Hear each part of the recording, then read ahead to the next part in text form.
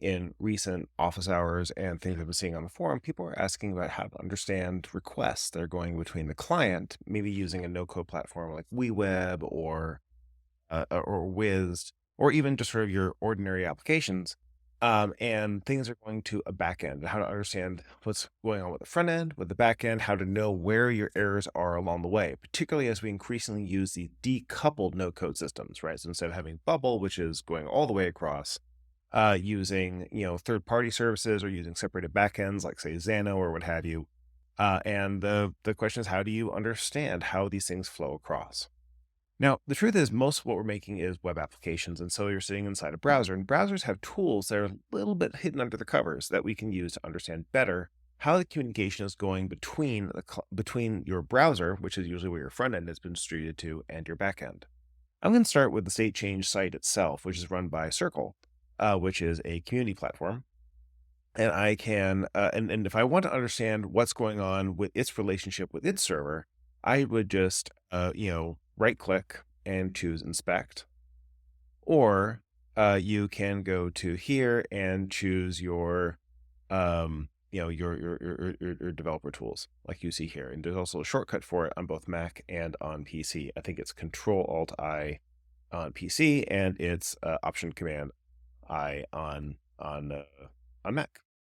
If I click on developer tools, I will get this other thing showing up over here. Now, it might be showing up if you click on the little three dots here in Chrome.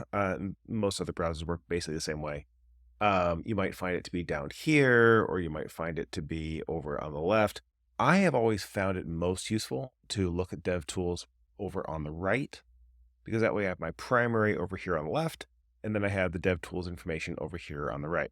And they sort of squeeze it down, so it's about 2/3, 1/3 usually between these two. And as I, grab this edge and move it back and forth, I get sort of different displays. But the interesting stuff really isn't going to be in the display. Usually, if you were to choose it using the inspect method, you're going to see something here called elements, which will show the dynamically built what's called domain object model of your page. And we can look into this in another video. What I really want to bring your attention to here is that there are a few other elements. One is console, super useful. Talked about that in other state change videos. And then there's this one called network. Network is one I find to be most useful most days of the week, because I can use this to find out how the page thinks and how it is talking to the server. And I can use this to diagnose what's going on. So for example, if you have a request and you're trying to understand why that request isn't getting good data or isn't working properly, you can look into here and go find your request, and you can, resize it a little bit or what have you. The other thing that happens is, particularly if you got a smaller screen or if you need something really large, if you click here, you can actually undock it, and that causes it just to show, kind of over on top. I'm just going to go redock it back to the side. And you can go find all the different requests that it's been making. So for example, being able to take a look at new notifications, the internal API for chats or what have you. And being able to also do things like understand, well, if I'm going to create a new post, what else is it going to give me in terms of other types of requests that might be going on in here. Now, when I'm looking at these requests, there are a few different tabs that can go across the top here. So remember, I start here. I'm able to see when the request was made, and that's what we call a waterfall. So closer to the start of the page, that's going to be over here on the left. And then it's going to tell me usually when it was queued up and when it ran and how long it ran. So like a thick blue bar here will be indicating a relatively slow request. And ones that are sort of further across are indicating things that happened further in the lifetime of the page. The fact that stuff happens like further right on the timeline here is perfectly normal. So that's not a thing to worry about, but it sort of tells you when things were happening as we go along. Now, we can click on one of those to find out which request we're talking about. And we have a few different headers over here that are really helpful. Make this a little bit bigger so I can understand it better. And those headers, so first we're going to understand what the headers were for the request. And headers are kind of like what got written on the outside of an envelope, right? That might have gotten mailed to you. You can find out what the actual URL was that was sent, what kind of request it was. This is called a method, get or post. But there are also slightly less common ones like put and patch and options you'll see quite a bit. But mostly you're going to be looking at gets and posts. You're going to be able to see what the headers were. Now, I for reasons I don't understand, it shows you the headers that came back from the response before it shows you the headers that you sent. Now, I find most of the time the headers you want to pay the most attention to are the ones that you sent out because that's how you're diagnosing the request. That's going to be what you're doing from, WeWeb or whatever else. And you get to find out, okay, well, if it was supposed to be an authorized request, is there an authorization header? One thing you'll notice here is that they don't have authorization requests, but they do use cookies. And so you can see how the cookie is getting sent back and forth as one of the headers. And the cookie, of course, is a very long string. And so you sort of need to pay attention and read through it to find the cookie that you're really looking for. In the case of a lot of Xano requests, for example, usually using authorization requests. I'll show that in just a minute. You can see what the path was. You can see what whether it was set to accept JSON, whether it was set the content type was set properly. These are all things to be paying attention to in terms of how the backend might be understanding what the front end is doing. So once you've looked at these headers and looking at these for problems, and a lot of times, like the way you look for problems, you take a request that's good and a request that's not good, and you compare their headers to see if there's something different. Like, oh wait, this one has authorization and this one doesn't, and that becomes a thing you can dial in on. So it's not like just looking first order. This is obviously wrong. It's going to be through comparison of what looks good.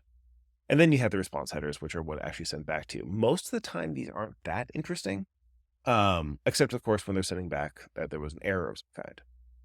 The second tab that's of significance is what's called the payload. The payload is going to either break down the query string, and the query string is like the stuff after the question mark that you might have up here in the browser bar, or it is the payload that is sitting inside your the body, right? That's the equivalent of like what goes inside the envelope when you're mailing something.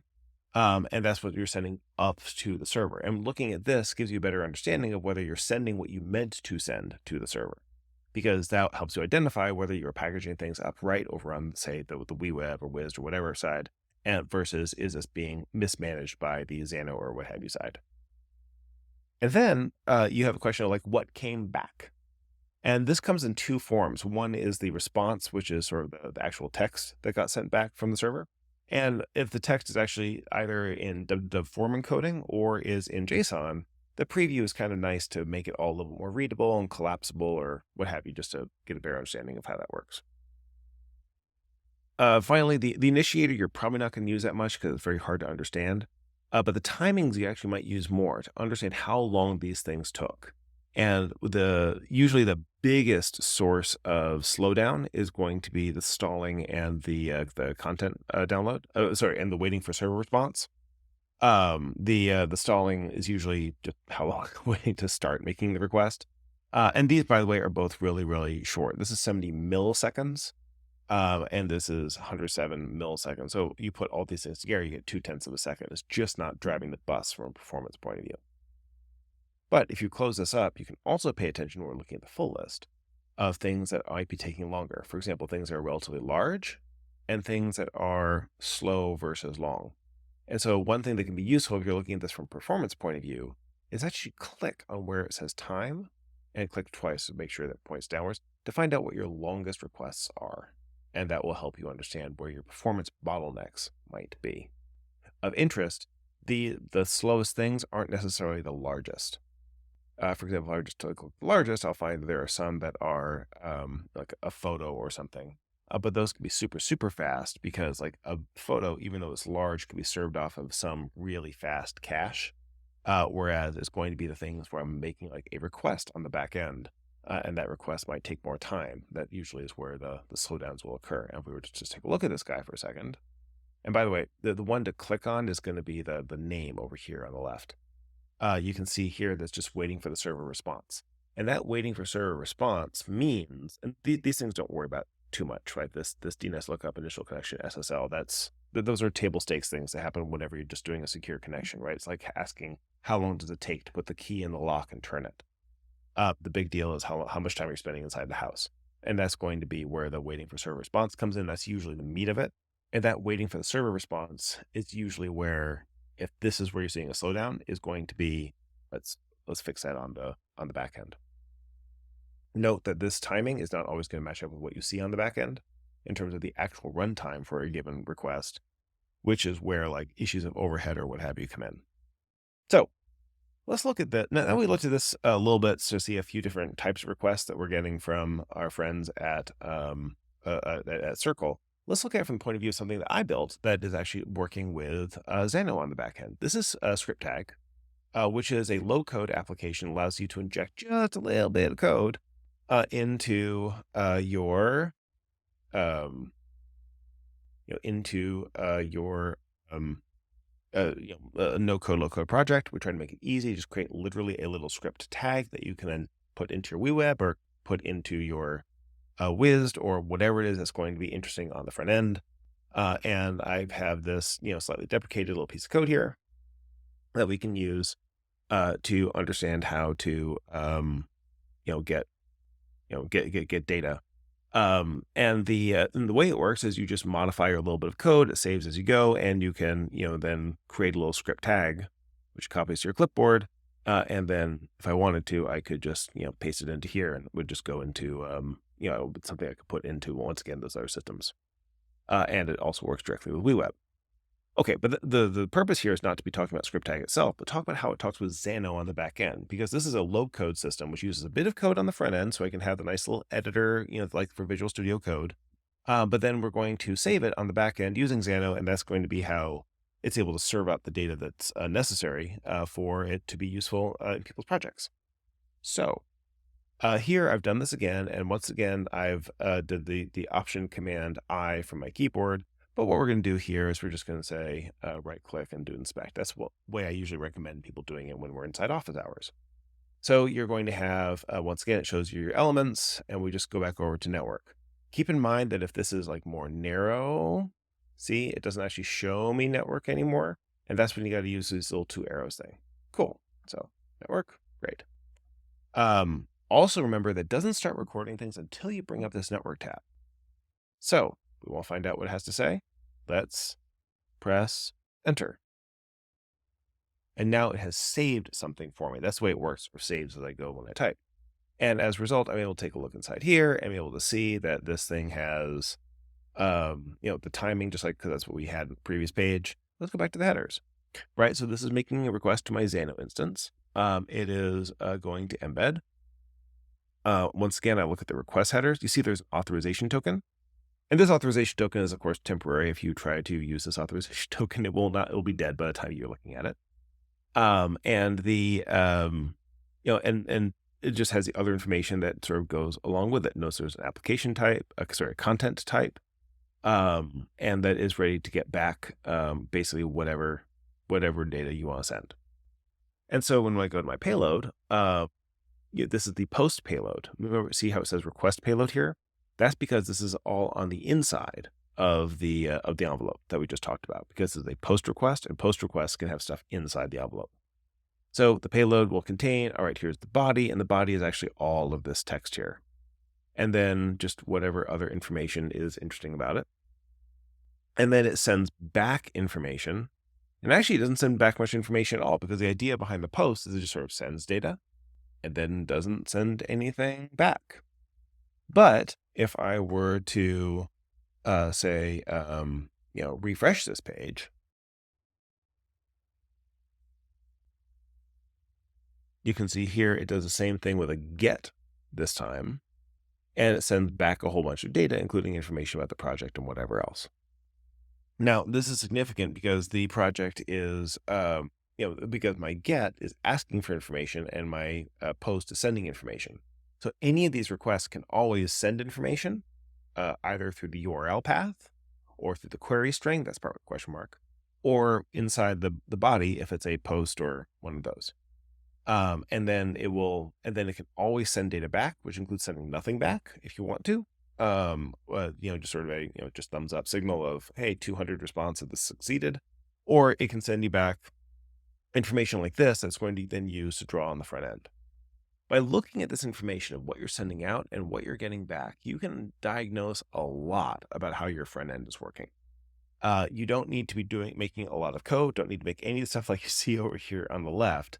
It's just a matter of being able to right click, take a look at these things, and even though they're called Devtools, they are your tools, and you can use them to diagnose how it is you're having conversation with the server.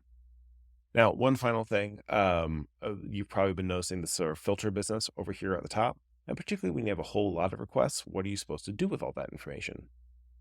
And and so like usually you'll have, say all, and you'll have all of your requests in here, and that's totally fine. Usually the most interesting ones you're going to look at are going to be the ones that are called fetch/XHR. And that allows you to filter down to just the ones that are, most likely going to your backend as part of your business logic. But if you say them all, well, then you can get like all these little JavaScript files and CSS files and see everything that downloaded, which can be really useful, particularly if you're looking at from understanding performance, for example. Like, are you getting clogged with lots and lots of files that are all supposed to be coming across here? You can also filter down to find out where, if I want to say, you know, type dream, you'll notice that nothing in here is called type dream, right? This thing up here is going to be like for all the 213s, right? That's going to be by name. If you want to look for anything that contains the content of what you're looking for, you can do a Control F in Windows or Command F in on the Mac, and I could say type dream. You see, and starts to find those couple of requests that actually refer to type dream. And that allows me to sort of dial in on what those things are. Now, keeping in mind that all gets kind of fat as we're doing this, and this becomes another use case for potentially wanting to, eject this so you have more of the window to work with and sort of go above and behind instead of left and right. Okay, hopefully I've given you some tools to be able to start looking into it. And I would encourage you to do this with whatever your favorite website is and start to see underneath how these sites operate. The more you sort of watch the way they operate, the more an intuitive sense you're going to get for how these things work and be able to really bring these, marvelous applications much more under your control because you're not just a no coder, you're a developer too.